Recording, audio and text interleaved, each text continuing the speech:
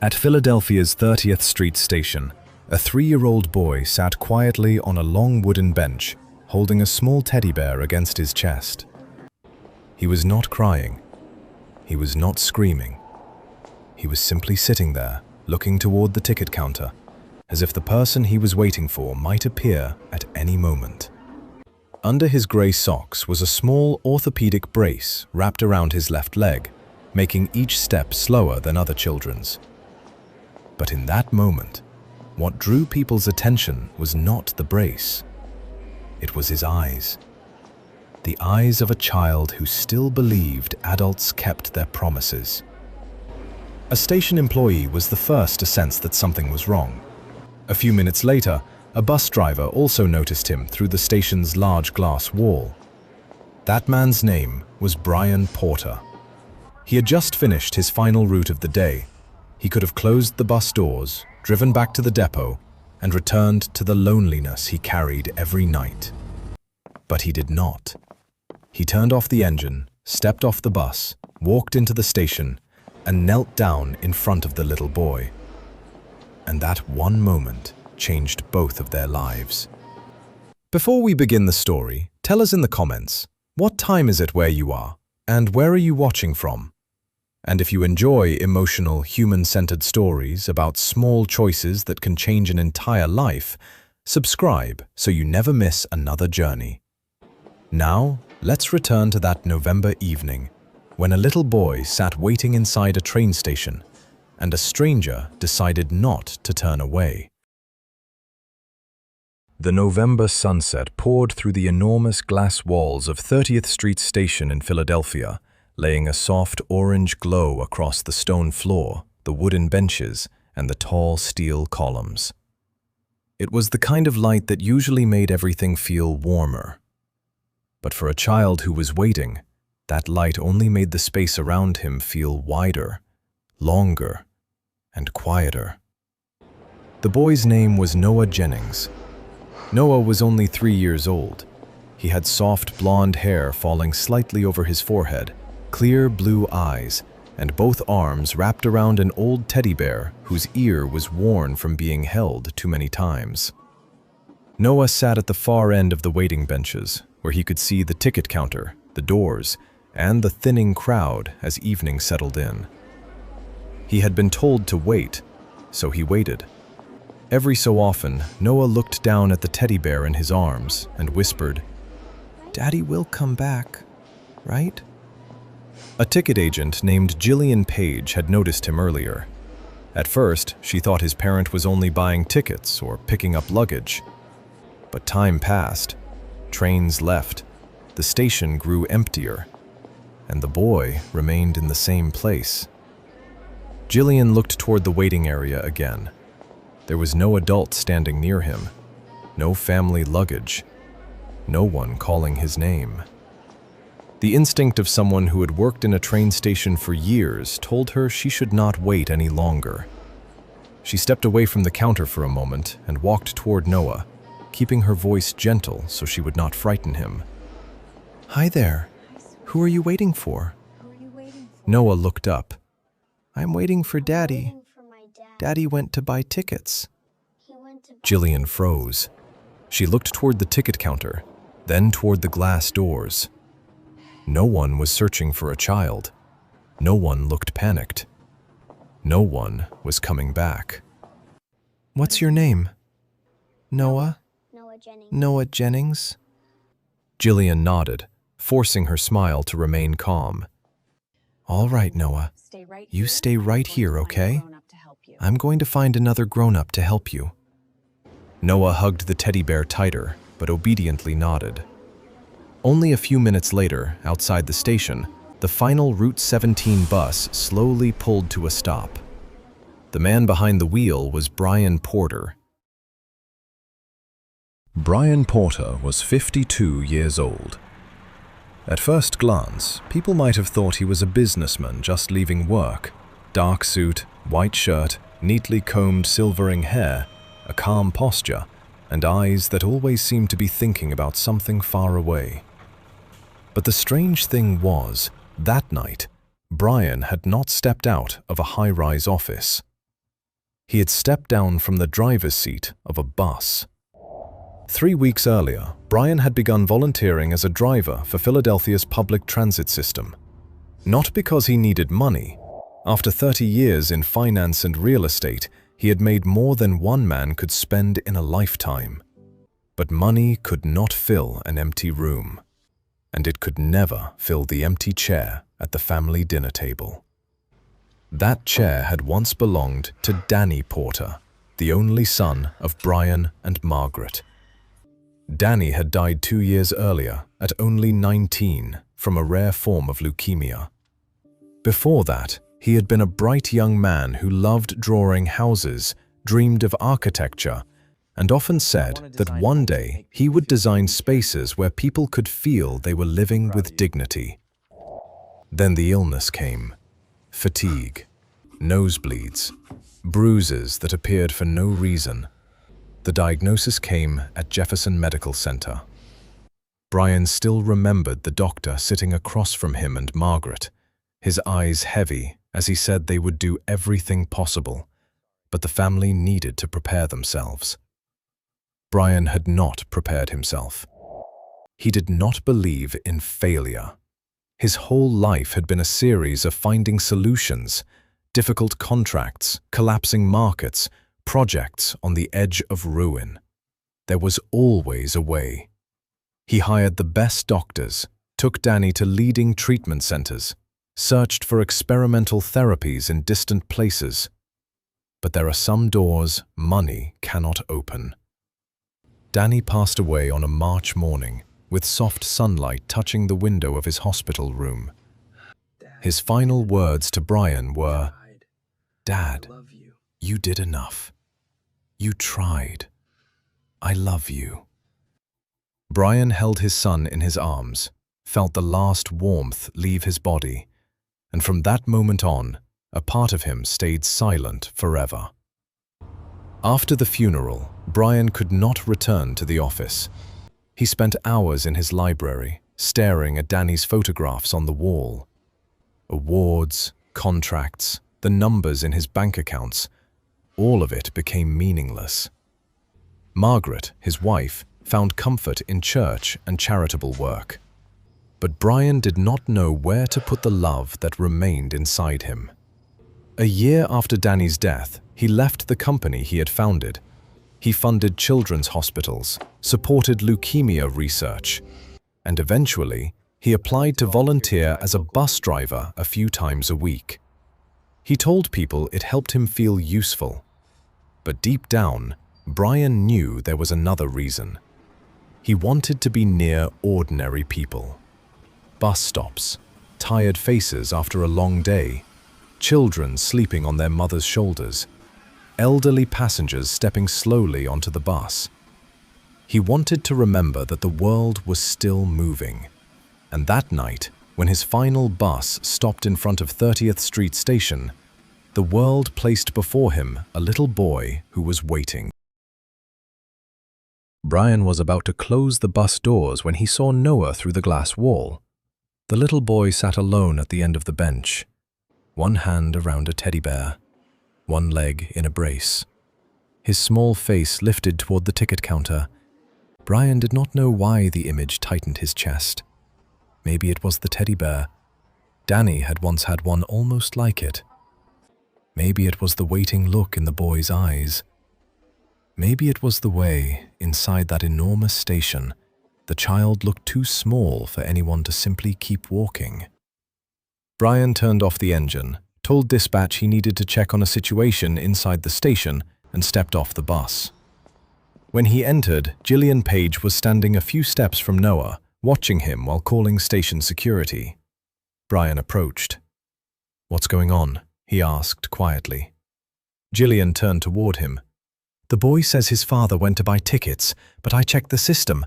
No one named Harold Jennings bought a ticket today. I'm calling for help." Brian looked down at Noah. The boy looked up at him. Those blue eyes stopped Brian where he stood. Not because Noah looked like Danny. The two children were completely different. But in Noah's eyes, Brian saw something he had once seen in his son when Danny was little. the absolute belief that adults would know what to do. Brian slowly knelt down, keeping enough distance so Noah would not be afraid. "Hi there, my name is Brian." Noah looked at him, then at the bus outside the glass. "Do you drive the bus?" Brian gave a small smile. "Yes, I do. And you're Noah, right?" Noah nodded.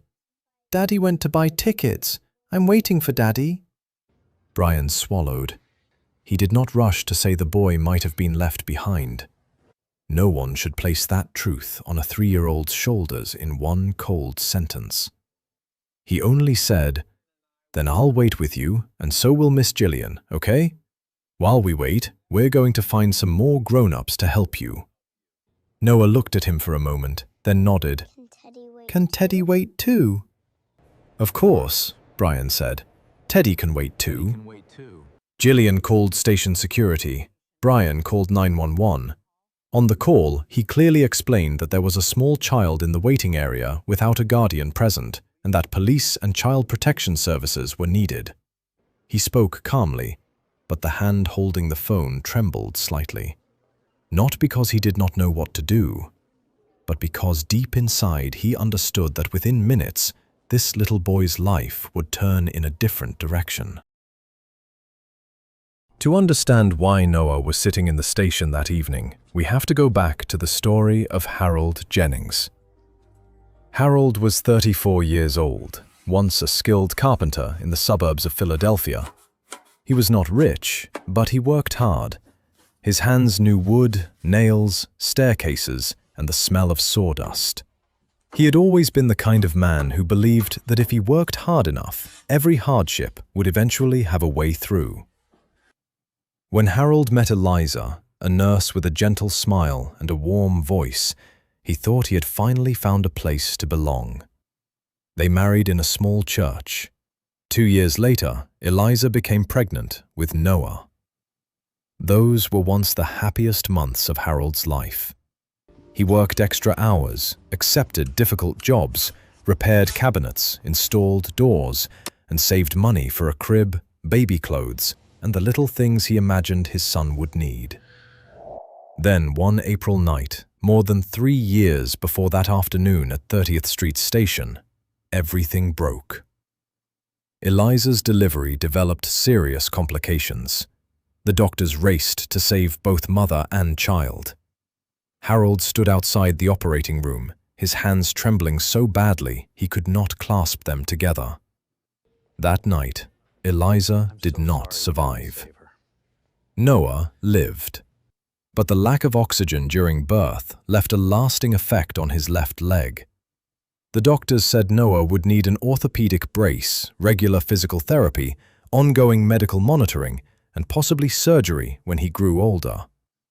Harold held his newborn son in his arms, looked at the tiny face, and felt love and guilt twist together until he could barely breathe. He loved Noah. That had never been false. But every time he looked into his son's blue eyes, he saw Eliza. Every time he saw the brace on his son's leg, he heard the machines in the operating room. Every night, Noah cried from pain. Harold blamed himself for not being able to do more. For the first 3 months, Harold's mother came to Philadelphia to help care for the baby. But she was older, her health was fragile, and she could not stay forever. When she returned home, Harold was alone. By day, he worked. By night, he cared for Noah. Those first months became a year. Then 1 year became 2. Noah slowly grew up inside that small apartment, from a crying newborn into a blonde little boy who knew how to hold a teddy bear, ask simple questions, and look toward the door whenever he heard his father's footsteps. But at the same time, everything in Harold's life was growing heavier. Rent, childcare, treatment, braces, doctor visits, physical therapy. Everything piled up like heavy boards on the back of a man already exhausted. There were nights when Harold laid Noah down to sleep, then sat alone at the kitchen table, staring at the bills spread out before him until his eyes burned. There were mornings when he had to leave for work after only a few hours of sleep. There were days when Noah's leg hurt, when he cried and refused to leave Harold's arms. And there were moments when Harold held his son so tightly, loving him until it hurt to breathe, while fearing that his love still was not enough to give Noah a safe life. Then October came, in the year Noah turned 3. The construction company Harold worked for went bankrupt. He lost his job, and even his final month's wages were never paid. Winter was approaching, construction work was slowing down, and every place he went looking for work turned him away. That night, Harold sat at the kitchen table, covered in bills. The electric bill was overdue, rent was overdue, hospital bills had gone to collections. His bank account held a little over $100. From the bedroom, Noah began to cry. Harold walked in, lifted his son, and held him close against his chest. "I'm sorry," he whispered. "I don't know what to do anymore." Noah stopped crying and placed one tiny hand on his father's shirt. That single gesture was enough to make Harold break down. In his exhaustion, guilt, and desperation, Harold began to believe that he was the worst thing in Noah's life. He thought if his son were cared for by another family, a more stable family, a warmer family, a family with enough money and enough calm, then maybe Noah would have a better future. It was a wrong thought, a dangerous thought. A thought born from pain, but pain cannot make a wrong choice right. Harold should have gone to social services. He should have called the hospital. He should have told someone he could not carry this anymore and needed help. But in his exhausted mind, he no longer saw those doors. He saw only a distorted way out. And on the afternoon of November 17th, when Noah was 3 years old, Harold made the worst decision of his life. Harold drove his old silver sedan near 30th Street Station. In the back seat, Noah held his teddy bear, excitedly watching buses pass by the window. "Daddy, that bus is so big!" Harold looked at his son in the rearview mirror. His throat tightened. "Yes, it is." He parked the car, turned off the engine, and sat motionless for several minutes. Outside, people passed by, all of them with somewhere to go. Harold, alone, felt as if he had reached the end of every road. Inside his head, one voice was still trying to pull him back. "Don't do this. Call someone. Take Noah somewhere people can help the right way." But another voice, more tired and more desperate, whispered that Noah would be better off without him. Harold carried Noah into the station. He did not tell his son what was happening. He did not explain. There was no explanation a 3-year-old could understand.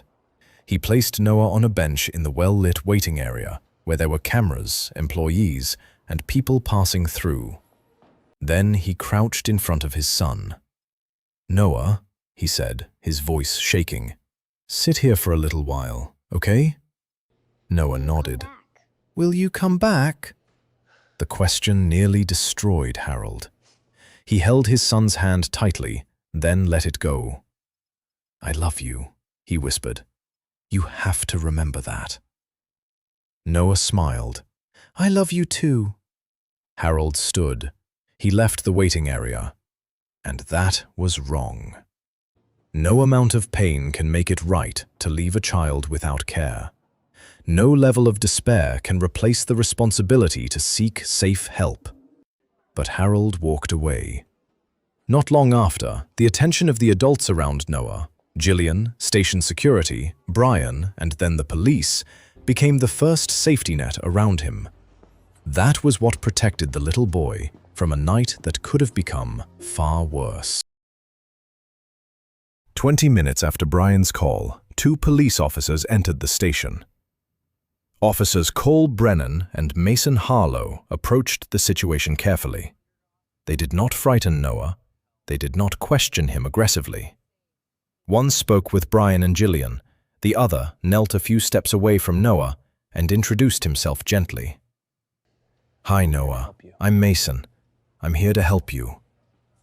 Noah hugged his teddy bear tightly. "Did I do something wrong?" The question made Brian turn his face away for a second. Harlow shook his head immediately.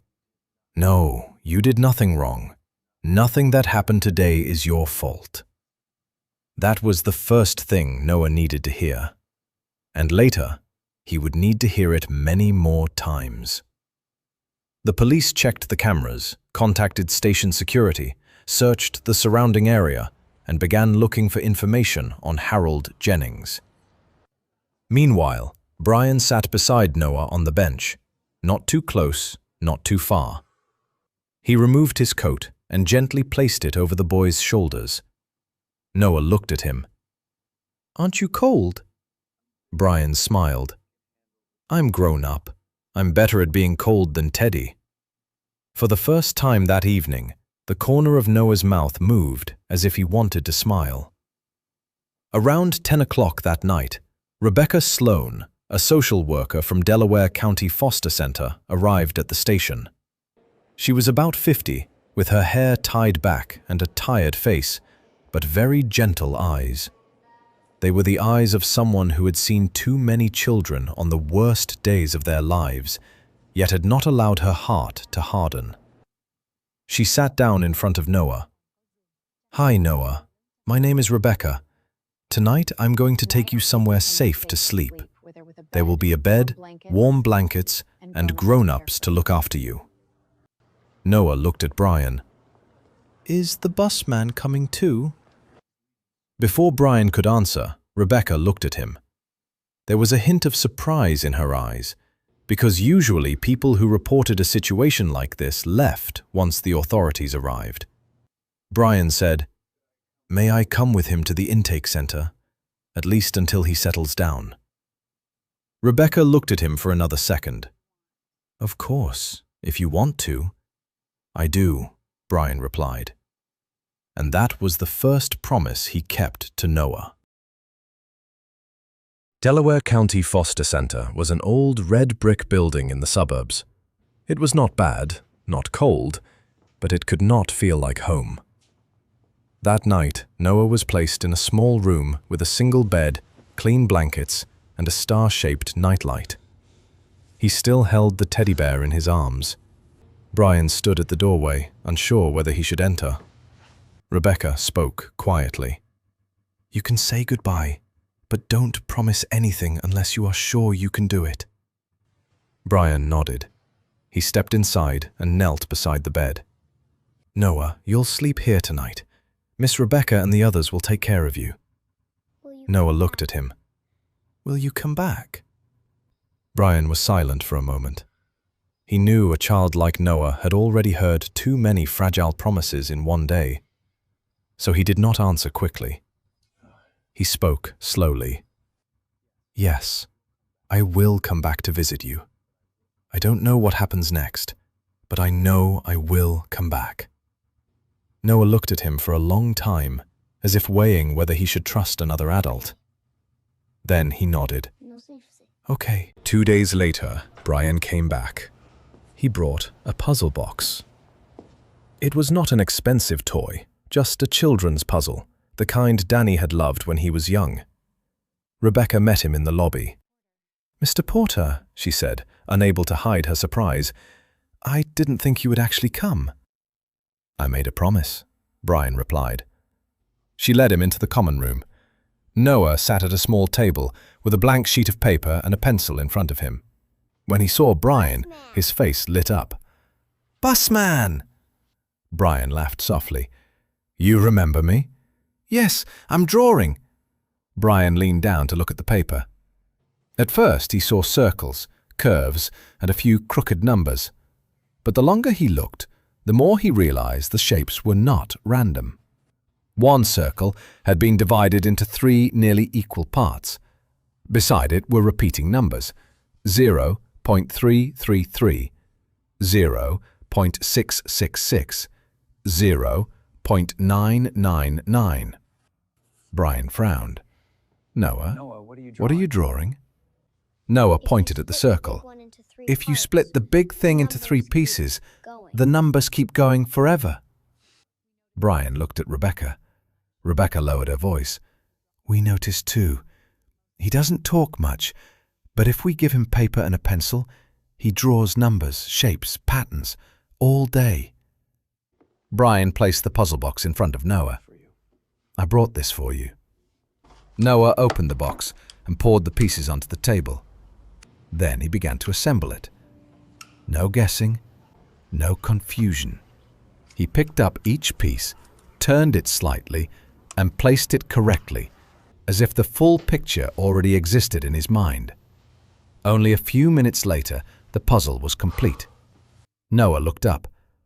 Do you have a harder one? Brian looked at the little boy in front of him. A child who had just lived through a frightening day. A child with a small brace on his leg. A child who, more than anything, needed comfort, protection, and stability.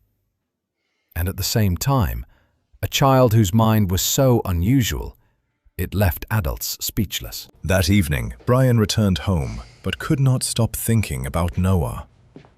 He read about children with early pattern recognition, unusual mathematical ability, and minds that needed to be nurtured with patience rather than pressure. But one thing stayed with him more than anything else. Every source he read said that children like that needed a stable, safe, loving environment. Not just money, not just books, not just doctors. They needed a place where when they woke up in the morning, the adults were still there. Brian sat in his library for a long time. His home in Chestnut Hill was large, beautiful, and quiet. Too quiet. Since Danny's death, the house had felt like a museum of grief. Everything clean, everything in order, but missing the breath of life. And for the first time in 2 years, Brian wondered, could this house become a safe place for another child? Brian did not immediately apply to adopt Noah. He knew this was not a decision that could be made out of emotion alone. He spoke with Rebecca. He spoke with a lawyer. He asked about the process, background checks, home studies, supervised visits, the child's rights, the birth father's rights, and every legal step that had to be followed. Rebecca was very clear. Mr. Porter, kindness is the beginning, but adopting a child requires more than kindness. It requires long-term commitment, professional assessment, and, most importantly, the best interest of Noah. Brian answered, I understand. I don't want shortcuts. I want to do this correctly. First, they needed to find Harold. The police had identified Harold's abandoned car, but a few days later, through calls, motel records, and an old acquaintance, they learned Harold was still in the city. He was staying in a cheap motel in Kensington. Through his lawyer and the social worker, Brian requested permission to meet Harold in a conversation that would later be documented. He did not want to pressure him. He did not want to use money to force a collapsing father into anything. He only wanted to understand.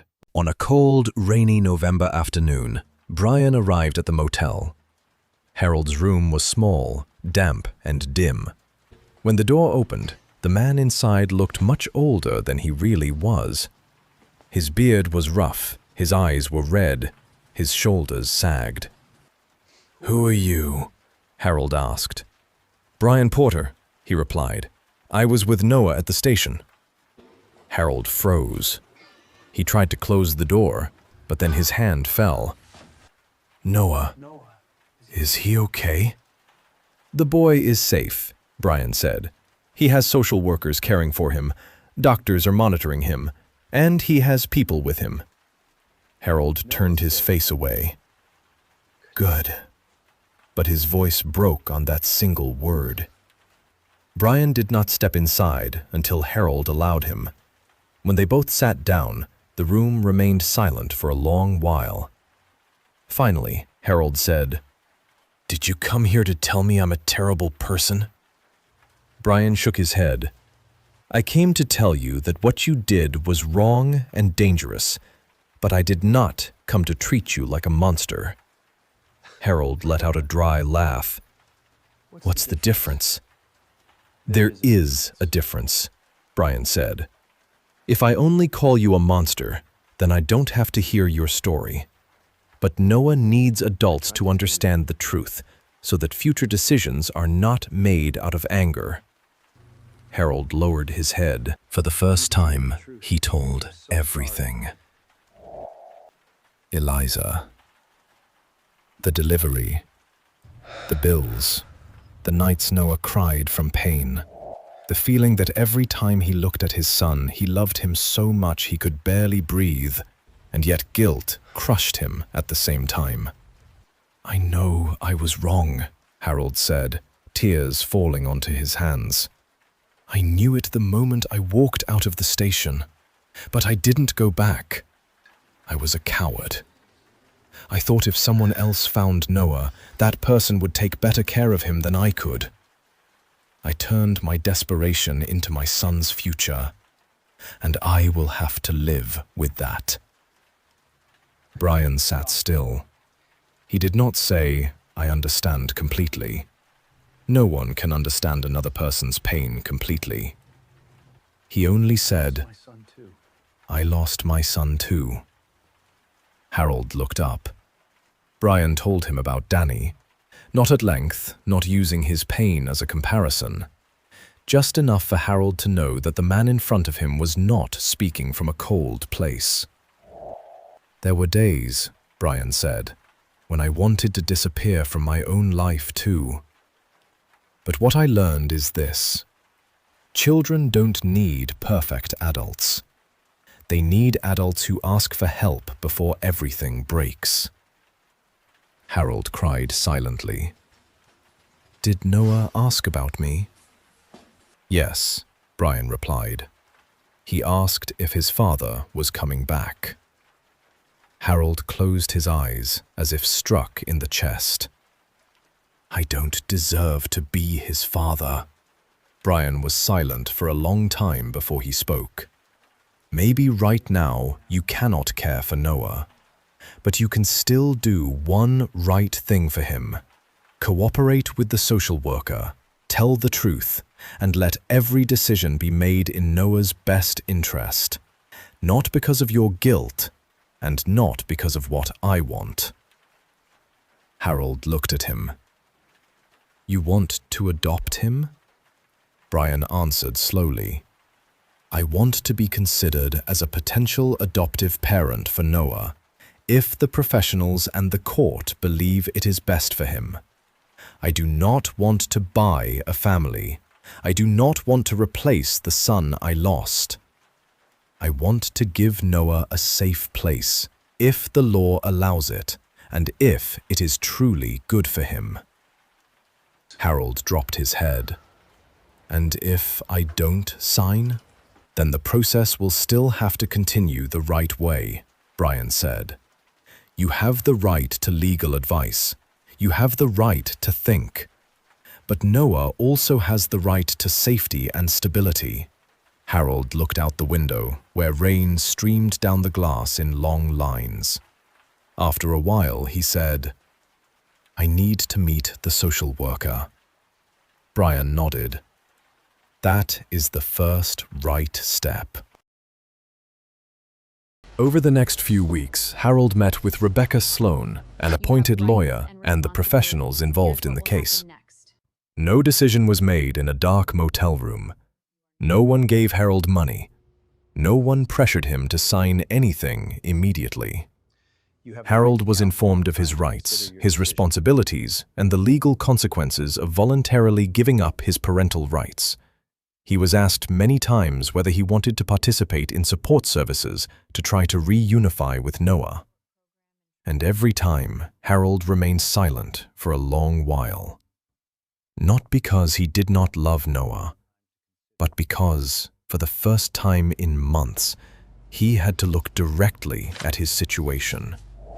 No stable job, no safe home, no steady mental health, no support system.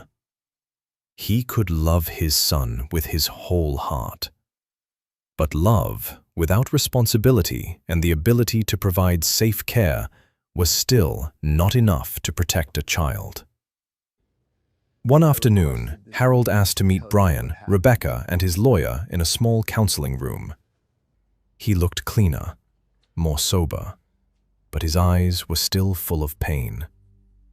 "I've been thinking," Harold said. "I wanted to believe I could fix everything, that if I loved Noah enough, I would become the father he needs." He paused, his hands tightening. "But Noah cannot wait for me to become someone else. He needs to be safe now.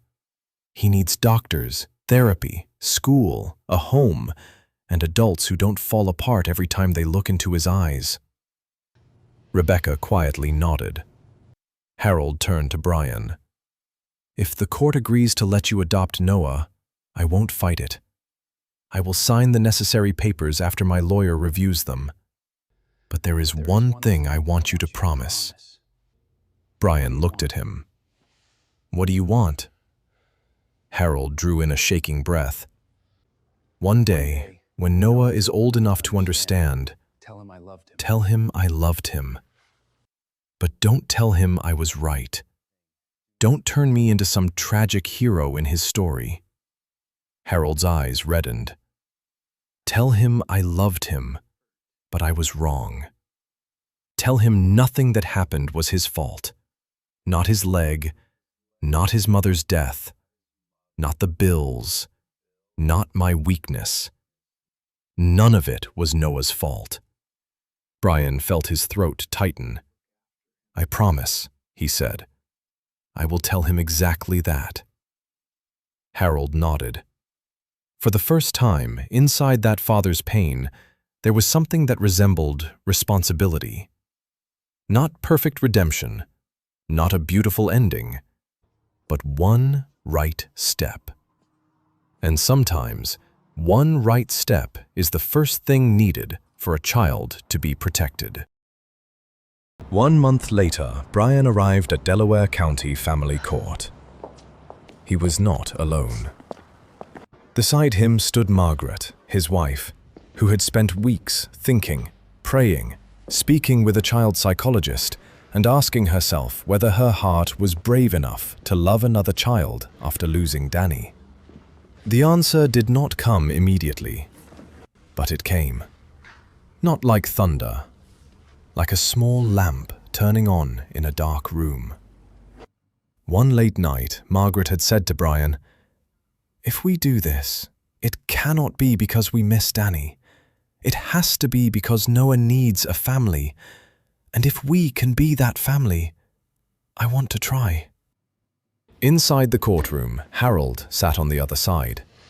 He wore a simple suit borrowed from a support organization. His hair was trimmed. His face was pale. His hands rested on his knees, clenched so tightly his knuckles had turned white. Noah was not present for this hearing. Rebecca had explained that, at his age, and given the nature of the procedure, having Noah attend was unnecessary and could confuse him further. Judge Eleanor Hastings, a woman in her 60s with neatly kept silver hair, opened the hearing in a calm voice. "Today, the court will review Mr. Harold Jennings's voluntary relinquishment of parental rights regarding Noah Jennings, and the request by Mr. Brian Porter and Mrs. Margaret Porter to begin the adoption process according to the law." She turned to Harold. "Mr. Jennings, do you understand that giving up parental rights is a serious decision with long-term consequences?" Harold swallowed. "I understand, Your Honor." "Have you been threatened, pressured, or promised money in exchange for this decision?" "No, Your Honor." "Have you received independent legal counsel?" "Yes." The judge looked at him for another moment. "Would you like to say anything to the court?" Harold stood. His voice shook, but it was clear. I love my son, but I made a wrong and dangerous decision. I did not seek help the proper way when I should have. I do not want the court to think I am trying to make what I did right. It was not right. He paused. But I believe Noah needs a safer, more stable, more loving environment than I can give him right now. I do not want my guilt to continue becoming instability in my son's life. So, after receiving counsel, I agree to allow the adoption process to be considered. The courtroom was silent. Judge Hastings nodded. Thank you for making that clear. Then she turned to Brian and Margaret. Mr. and Mrs. Porter, this court needs to remind you that adopting a child is not an act of rescue in a single emotional moment. It is a lifelong, legal, moral, and emotional responsibility. Noah needs medical care, therapy, developmental support, and long-term stability. Do you understand that? Brian answered, We understand.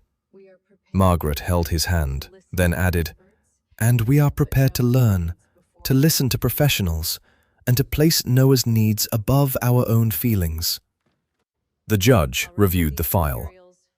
The court has received reports from the social worker, Noah's medical records, the initial home study of Mr. and Mrs. Porter, background checks, financial certification, and reports from supervised visits.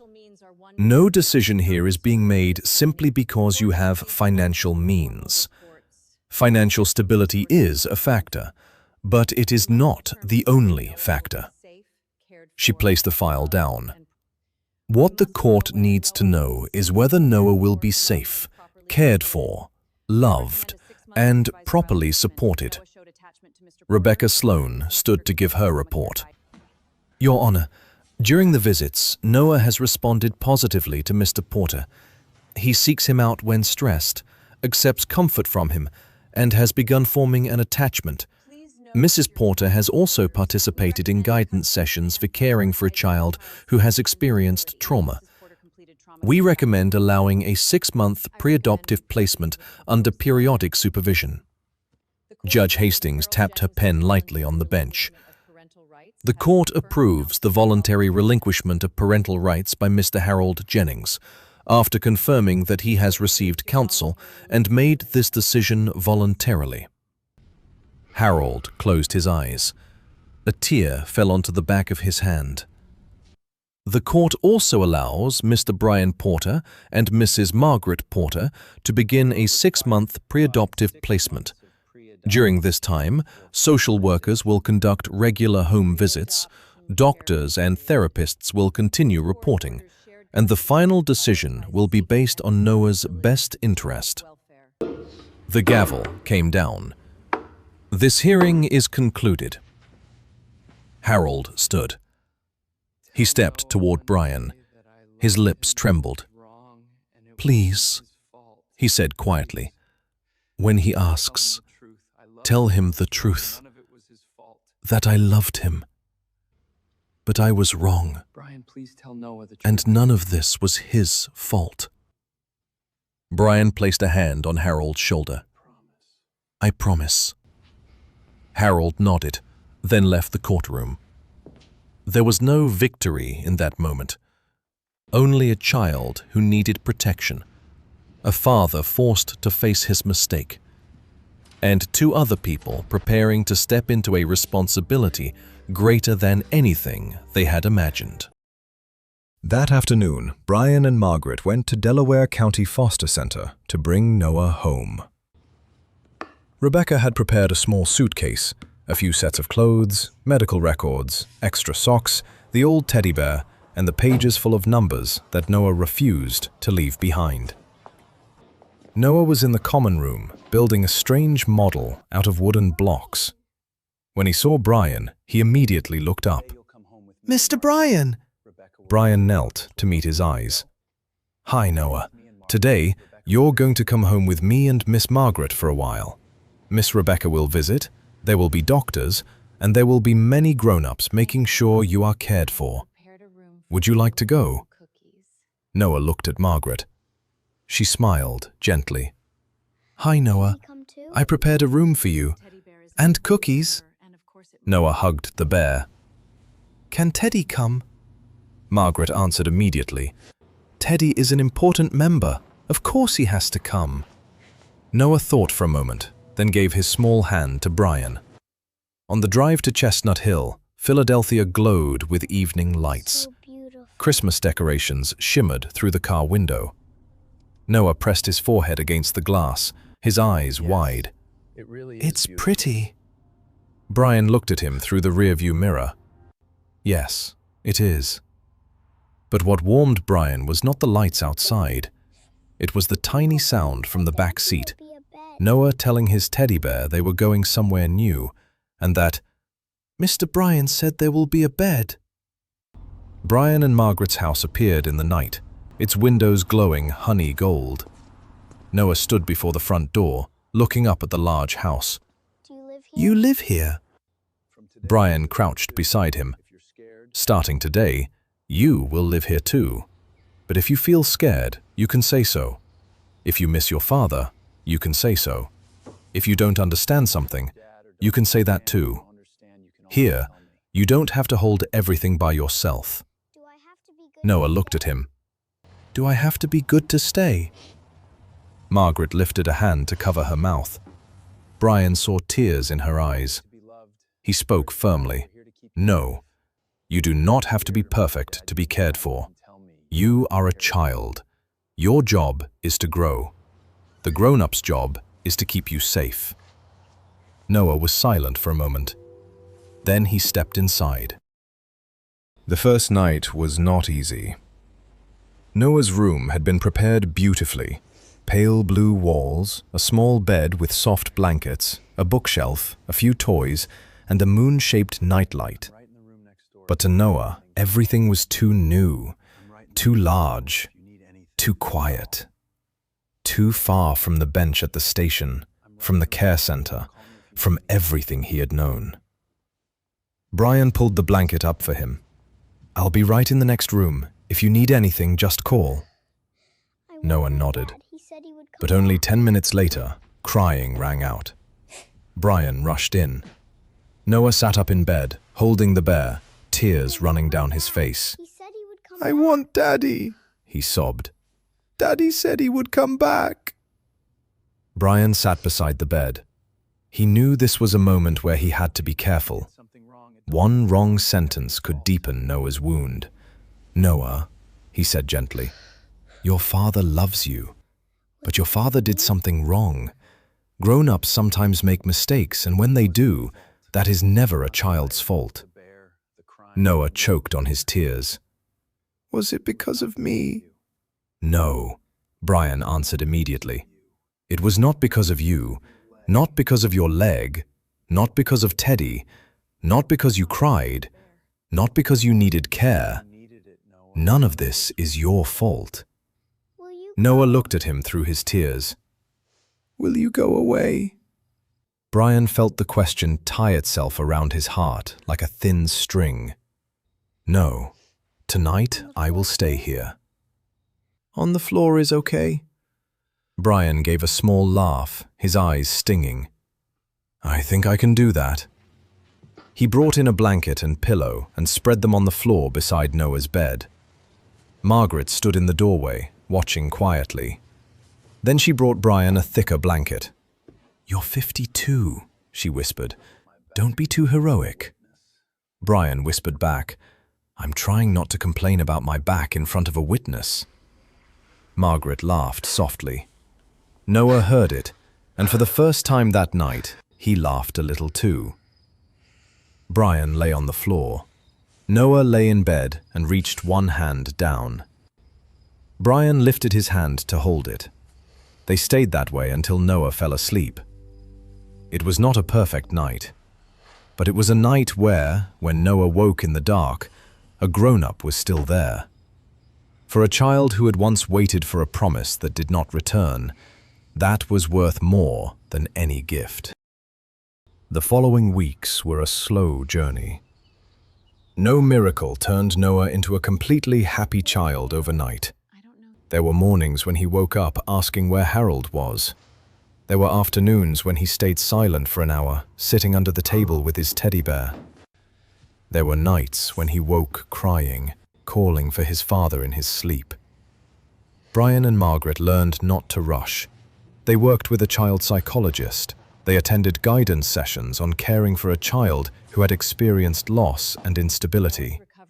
They learned that small children do not always speak pain with words. Sometimes they speak through clinging, through silence, through repeated questions, through fear that an adult might leave the room. 3 times a week, Noah went to Jefferson Medical Center for physical therapy on his leg. The sessions were not easy.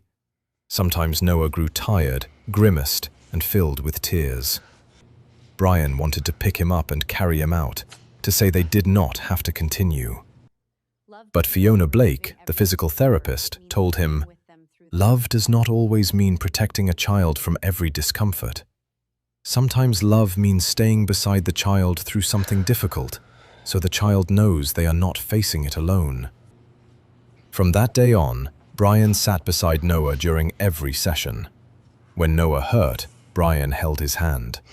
When Noah became angry, Brian allowed him to be angry. When Noah completed one more small step, even if it was only standing steady for a few more seconds, Brian and Margaret celebrated as if he had climbed a mountain. Slowly, Noah grew stronger. Not quickly, but truly.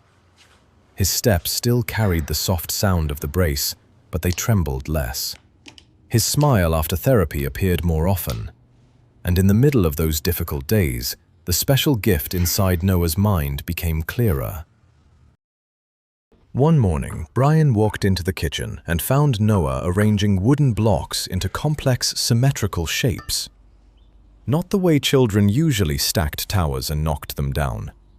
Noah placed each block as if he were building a rule. Triangle into triangle, curves forming a circle, colors repeating in a rhythm. That's how it balances. "Noah," Brian asked, "what are you making?" Noah did not look up. "I'm making a big shape from small shapes." Brian pulled out a chair and sat down. "What big shape?" When red is next Noah to pointed yellow, to the it's a pattern. stripe. If this repeats, then repeats again, it becomes the same thing, but bigger.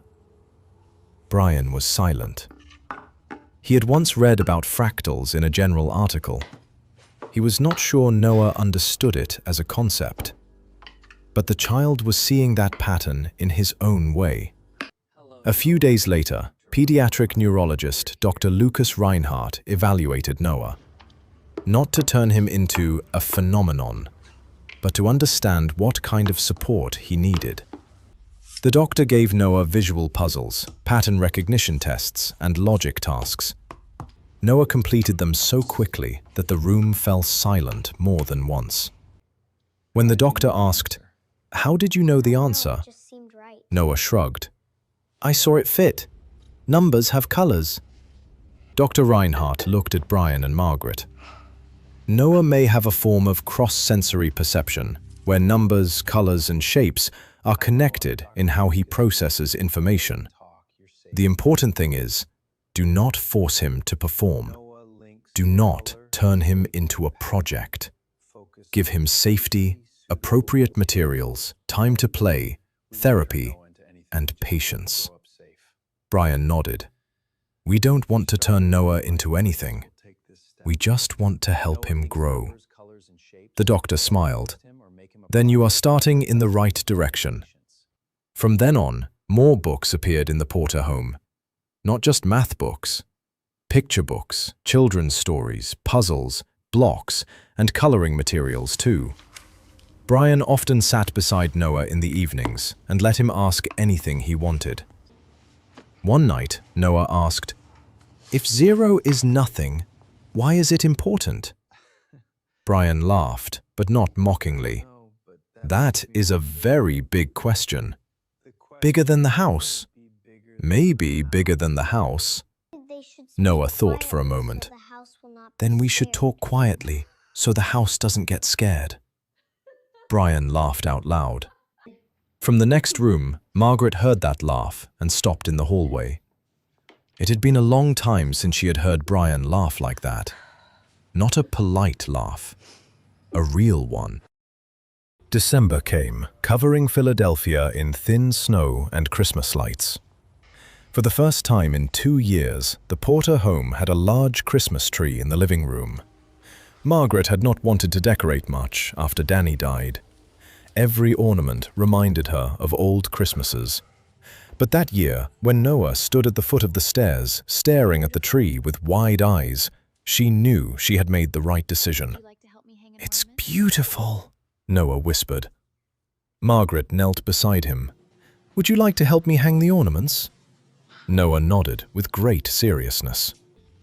That afternoon, the three of them decorated the tree together. Brian lifted Noah so he could hang ornaments on the lower branches. Margaret told him the meaning behind the older decorations. There was one blue ornament that had once belonged to Danny. Margaret held it for a little longer. Noah looked at her. Is that one sad? Margaret froze, then smiled through her tears. A little, but it's happy too, because it reminds me of someone I love very much. Noah thought about it, then said, Then we should put it somewhere pretty. He chose a branch near the center of the tree. Brian stood behind them, his eyes reddening. On Christmas Eve, after dinner, Noah sat between Brian and Margaret, wearing new pajamas, his teddy bear in his lap. There were many gifts under the tree, but Noah kept looking at his bear. Then he slid down from the sofa and walked to Brian. I give this to you. Brian looked at the teddy bear. Noah, this belongs to you. You can keep it for me, Noah said. Because you keep promises. Brian could not speak right away. He accepted the bear with both hands, as if receiving something precious. I will keep it very safe, and whenever you want it back, I will give it back. Noah nodded, then climbed into Brian's lap. He rested his head against Brian's chest. His eyes began to close. Good night. Brian stroked his hair. Good night, Noah. Dad, Brian. A moment later, when Noah was almost asleep, he whispered, Daddy Brian. Both Brian and Margaret froze. No one corrected him. No one rushed to celebrate. Brian only held the boy a little closer. Because he understood. For Noah, a word like that was not a gift for adults to show off. It was a small door opening in a child's heart. And that door needed to be protected gently. 6 months passed. Not 6 months of a fairy tale. 6 months of reports, home visits, therapy appointments, medical checkups, sleepless nights, moments when Noah improved, moments when he stepped backward, and moments when he was lifted again. Rebecca Sloan visited the home regularly. She observed how Brian and Margaret responded when Noah was stressed. She checked his room, his medical schedule, his therapy routine, his adjustment, and the way the family spoke about Harold. One time, Rebecca asked Noah, "When you feel sad, what do you do?" I call Dad Brian. Noah pointed at Brian. I call Daddy Brian. And what does Daddy Brian do? He comes. Rebecca wrote down one very short line, but it was one of the most important lines in the report. Dr. Reinhardt confirmed that Noah continued to develop well cognitively. Fiona Blake reported steady improvement in his mobility. The child psychologist noted that Noah still carried fear of being left, but had begun forming a stable sense of safety. Spring came to Philadelphia. Cherry blossoms bloomed pink along the streets, and on a May morning, Brian, Margaret, and Noah returned to Delaware County Family Court. This time, Noah was there. He wore a small navy suit. His teddy bear sat inside a cloth bag Margaret carried because Noah said Teddy needed to know the important thing too. Before they entered the courtroom, Noah tugged on Brian's hand. What are we doing today? Brian knelt and adjusted his collar. Today, the court will decide whether what is already in our hearts can become official. Noah frowned. That's hard to understand. Margaret smiled. Today is family day. Noah nodded. That is easier. Inside the courtroom, Judge Hastings smiled when she saw him. Noah, do you know why you are here? Noah looked at Brian, then at Margaret. I am here So I can be Daddy Brian and Mommy Margaret's I am here son. so I can be Dad Brian and Do you Mom want Margaret's that? son. Noah did not answer immediately. Lets it hang in air. He turned to look at the two adults who had stayed beside him through hard nights, therapy sessions, breakfasts with burned pancakes, hours of numbers, and times when he cried because he missed someone else. Then he turned back. Yes, I want that. Judge Hastings nodded. Her voice was formal but warm. Mr. and Mrs. Porter have completed the pre-adoptive placement period with positive evaluations. Social workers, doctors, therapists, and all involved parties have noted stable, consistent, loving care. The court finds that finalizing the adoption is in Noah's best interest. She lifted the gavel. By the authority of this court, I officially declare that Noah Jennings shall now be Noah Porter, the legal son of Brian and Margaret Porter, with all rights and responsibilities.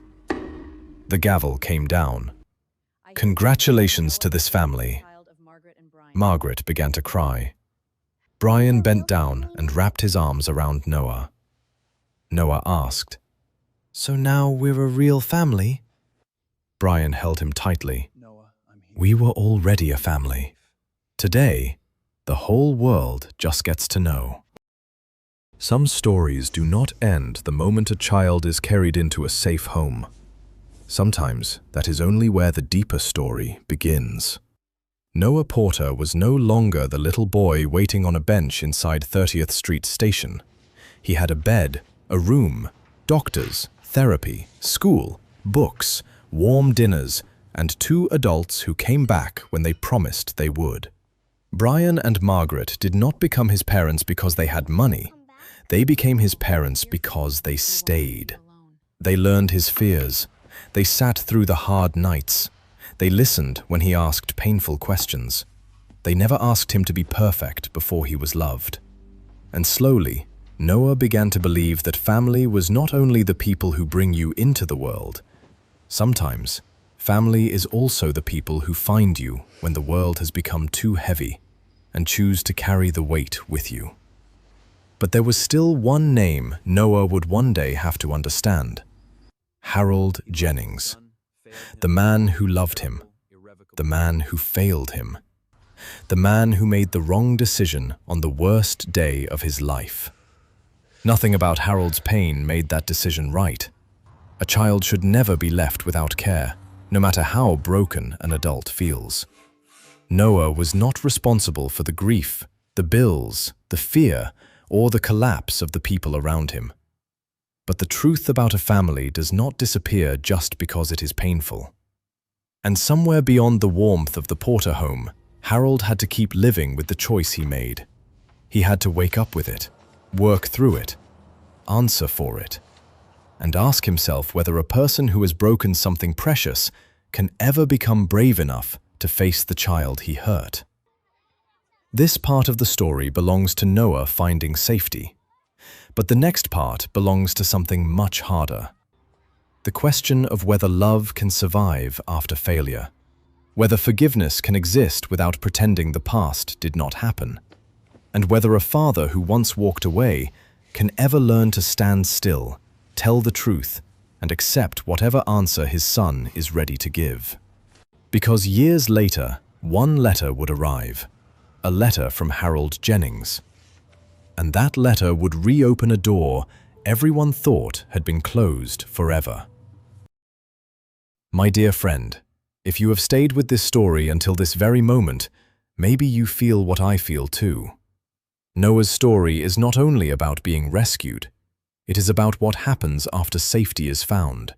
It is about the people who stay, the people who fail, the people who try to repair what they once broke, and the child who must one day decide what to do with a past he never chose. So now I want to ask you, should this story continue?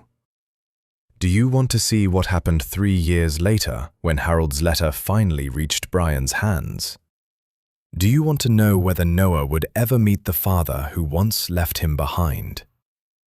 And do you believe a man who made the worst mistake of his life can still learn to face the truth, not with excuses, but with responsibility? If you want me to publish part 2 of Noah's story, leave a comment below saying, "I want part 2." Your comment may be the reason this next chapter comes sooner than you think. And if this story touched your heart, don't forget to subscribe, turn on notifications, and join us for the next human-centered story. A story about love, loss, responsibility, and the difficult road toward forgiveness.